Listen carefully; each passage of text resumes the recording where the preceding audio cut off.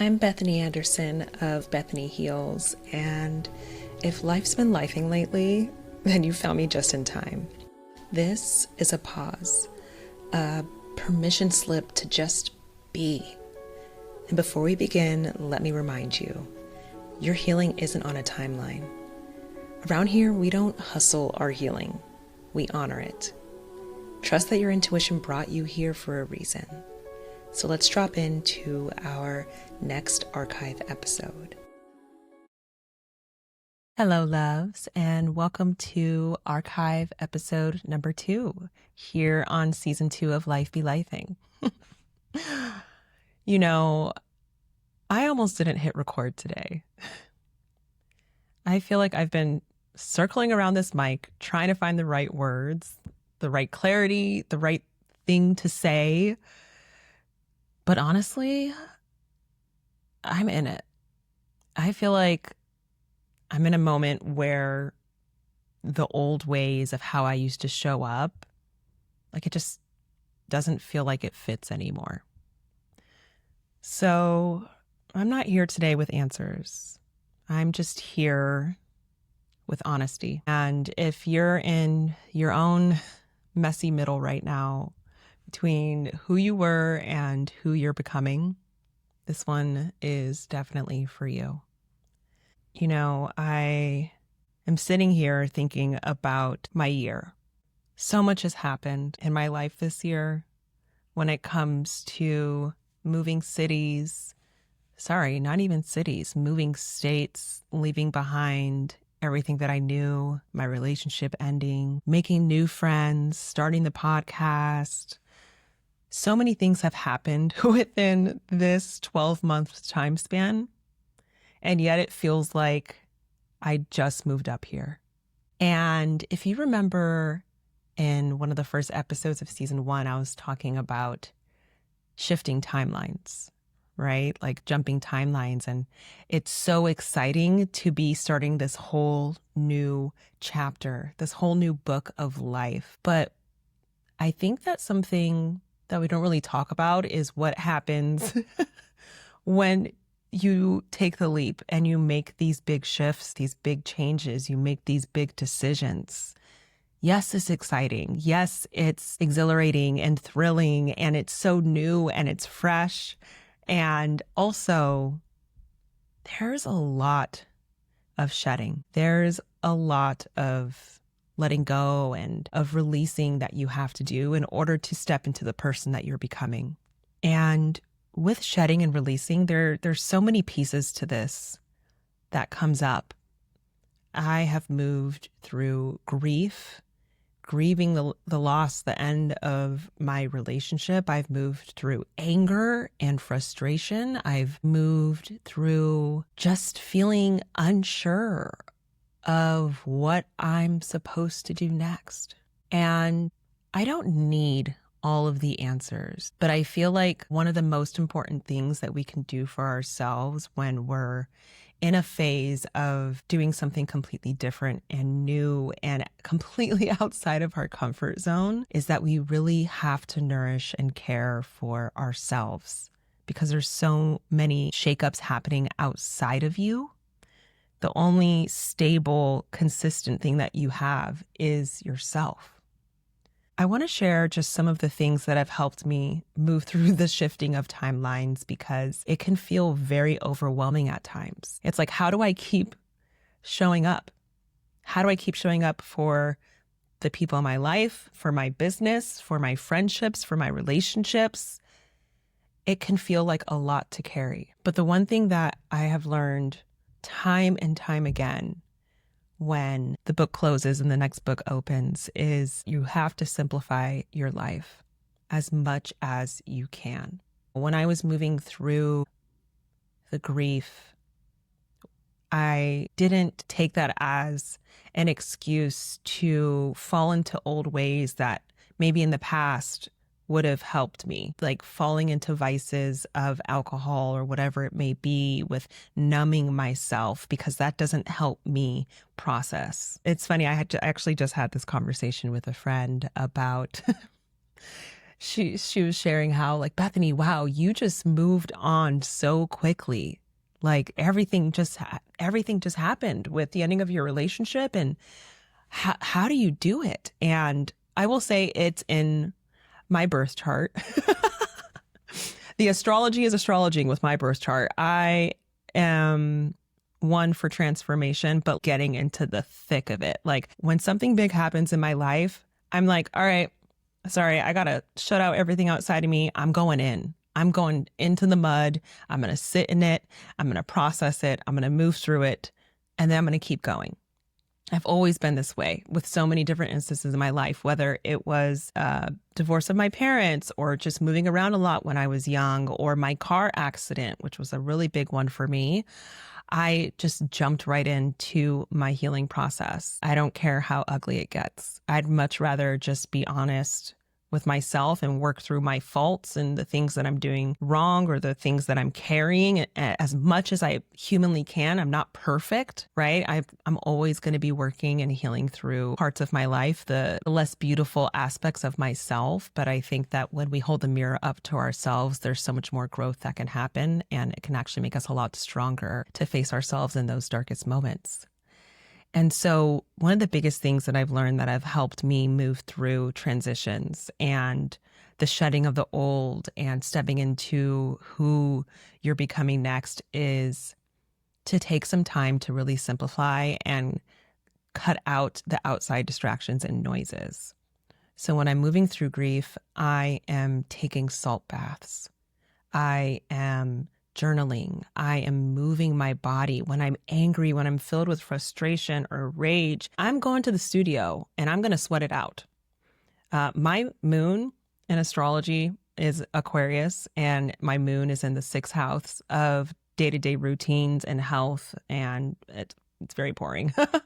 But my emotions are best expressed through my body. And so I know when I get into these states of overwhelm, I need to go move my body, whether it's a hot mat Pilates class, yoga class, whatever it is. This is how I know how to process what's coming up for me. And so this is a great homework assignment that I would love to give to you, is to find out the ways that you are able to best process your emotions. Because maybe for you, it's not physical. Maybe it's through writing. Maybe it's through self-expression, through creativity, or through using your voice, or through your meditative practices.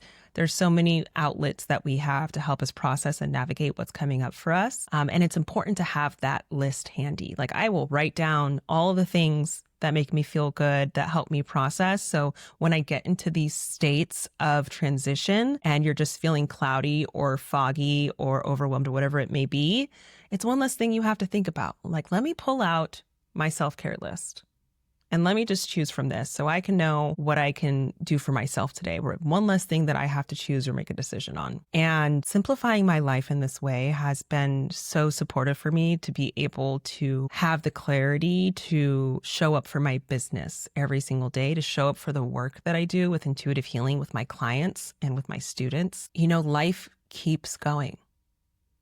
Life keeps moving, whether we want it to or not. And so how can we create these pockets of time for ourselves so we can still show up fully in other areas of our life as much as we possibly can? And, you know, as I'm moving through this transition in my life, I have no idea what's coming for me.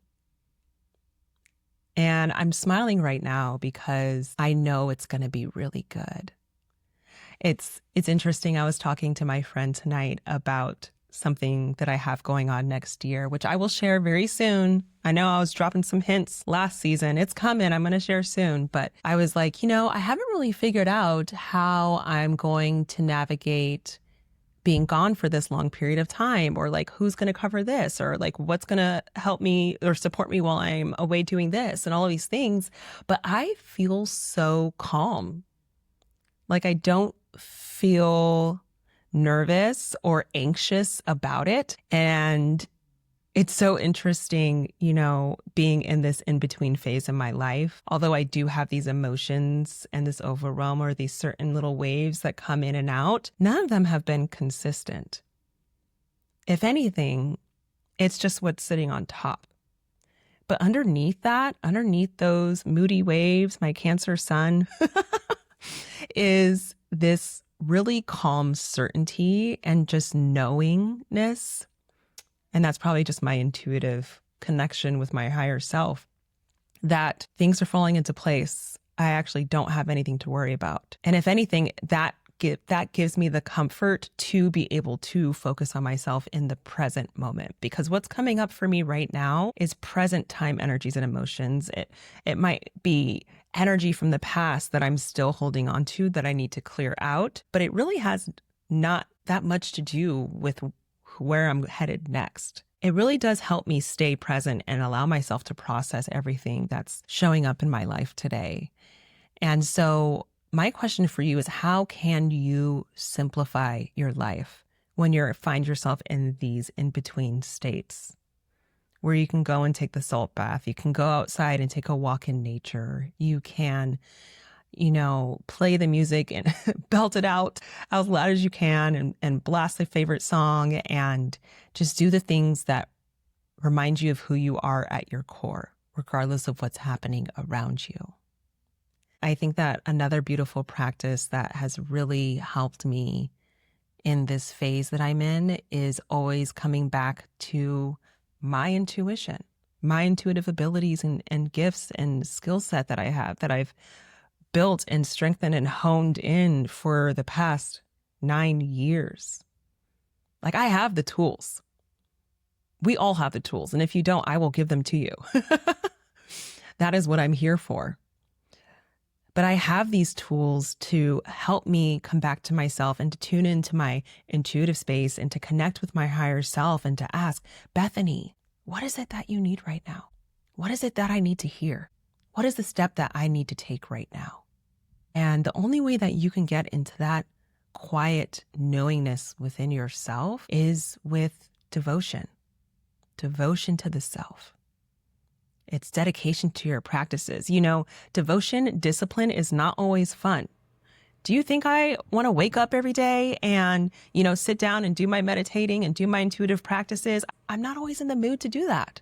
Sometimes I'm just trying to rot on the couch and watch some Netflix or some TV and, eat some movie theater butter popcorn. And I will do that too. But when it comes to devotion and when it comes to discipline, it's so important to build this strength within yourself, because even in those states and those moments where I don't want to show up for myself, I have this reminder of my devotion and my discipline and my practices of what I'm working towards. When you have that future vision where you can see where you're headed, like, you have that intuitive nudge, that intuitive download, that pull where you're like, I'm supposed to be over here. This is where I'm going to end up. That is the thread between your present time self and that thread of devotion and discipline to your future self. That is the line. That's the through line that we need to always stay connected to. If you've been moving through this year feeling stretched thin, a little unsure of what's next, this is for you. So every December, I open up a portal I call Clarity Codes, and it's one of my favorite offerings. It's a 30-minute personalized intuitive oracle reading and healing where I tune into this version of you, your higher self, who's already lived the year ahead. And I ask them what you need to know, what they let go of, what they stepped into, where they found their momentum, and what changed for them. Inside your reading, I look at your career, your relationships, your inner world, your direction, your overall soul path for the year, really the invitations that are already preparing to meet you in 2026. I don't just tell you what's coming. I help you release the resistance that's keeping you from stepping into it. So you'll receive a private video recording straight to your inbox within 72 hours. Something you can revisit anytime that you forget who you're becoming. Because if 2025 has been an unraveling, 2026 is the rebuild. The year you move with intention instead of urgency. The year you trust your next right step. So if you're craving clarity, direction, or just a moment to catch your breath and see the bigger picture of it all, Clarity Codes is open now. Spots are limited, okay?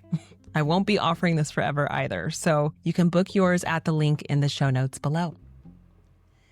And I think one of my favorite things that I love to do to remind myself of where I'm headed, especially when I'm in that liminal space, is to connect with my higher self that's out there in the future and say, okay, future Bethany, give me some golden nuggets. What am I stepping into?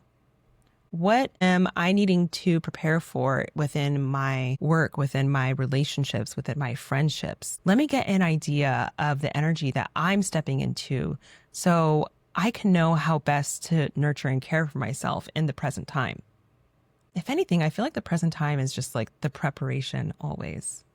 We're always preparing for the future self.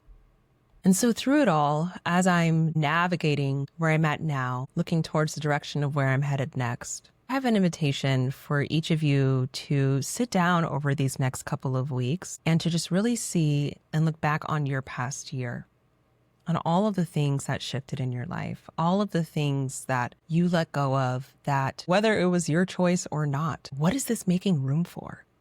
What are you stepping into next? And can you be okay with not knowing or having the full picture right now?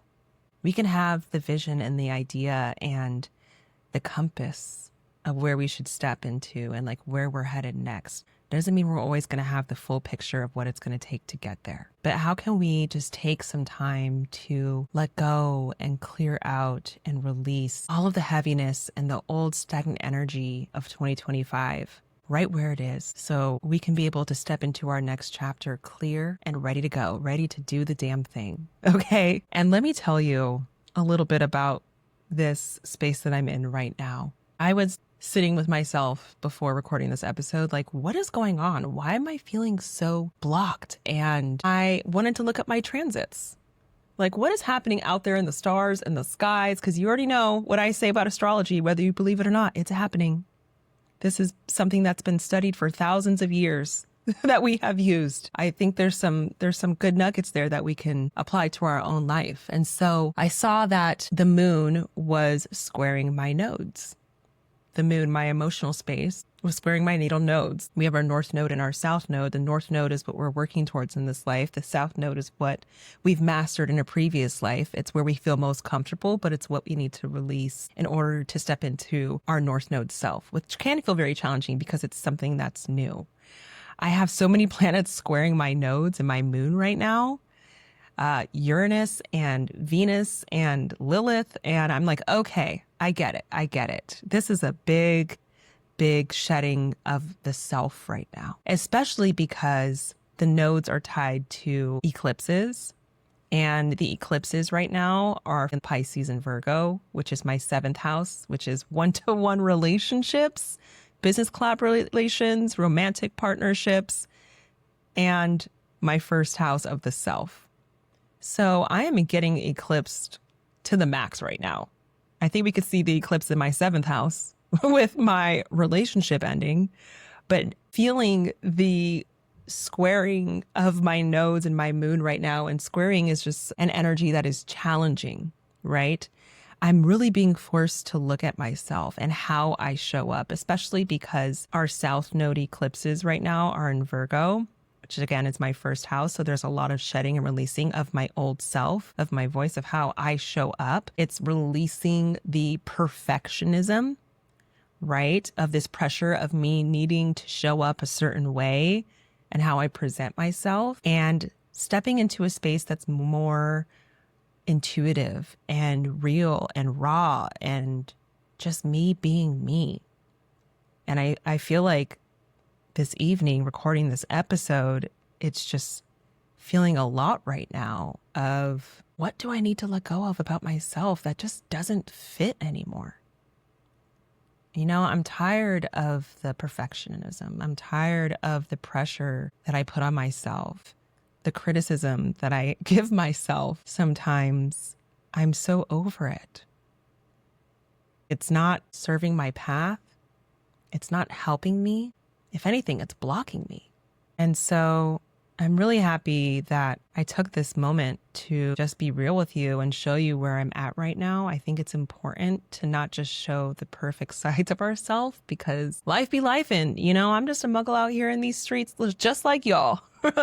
Right? I just got a little sprinkle of intuitive magic and astrology to guide me and to support me. But it's so interesting when we take the time to learn these different tools and practices to help us on our journey. Like, I see astrology as a tool. I see intuitive healing as a tool.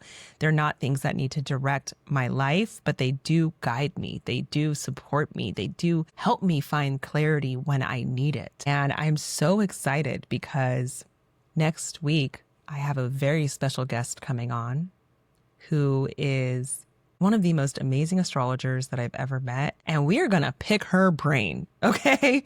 We're going to go all in because she too is going through big transitions and changes in her life. And I'm just so excited to talk with her about how she uses astrology to navigate transitions in her life. And so we can start to learn how to apply it to ourselves as well. So thanks so much for sitting in on my diary moment for this episode. I hope that you find this as being a gentle reminder that regardless of where you're at in your journey, it's okay to not feel okay, but also keep moving forward. Keep coming back to yourself. Keep finding the practices that allow you to feel grounded and supported and nurtured regardless of what's happening around you, because the rest will always fall into place. Divine timing just works like that. So how can we trust in the process of our life showing up exactly as it's meant to, and just give ourselves permission to be here now? Sometimes it can just be that simple. Just show up. So I'm sending you so much love right now. If you're in the mix of it, if you're in the in-between like I am right now, just know it's not the end. This isn't the first time I've been here, and it won't be the last. But there are tools and practices that we can always use to come back to help us navigate these wavy waters of life. And I will tell you, the Clarity Codes readings that I've been doing, 2026 is going to be amazing. It's going to be so wild. Like, y'all get ready. This was 2025. I've been calling it a dumpster fire. I've also had some very beautiful, amazing blessings of moments that have happened in my life, which I'm so grateful for. Living on my Jupiter line, it is pure magic, but also dumpster fire. Okay. Like, are we okay? But it's okay, because this needed to happen. The shedding, the releasing, the year of the snake that we're in. We're moving into the year of the horse, the fire horse next year. We're moving into a whole new cycle of life next year where momentum and action and forward movement is happening. It's like, okay, I've cleared out all of the junk, all of the gunk that isn't serving me. Now what's next? Let's make some moves, okay? I'm ready. Let's go. I'll see you in the next episode with our special guest. And until then, I'm sending you so much love.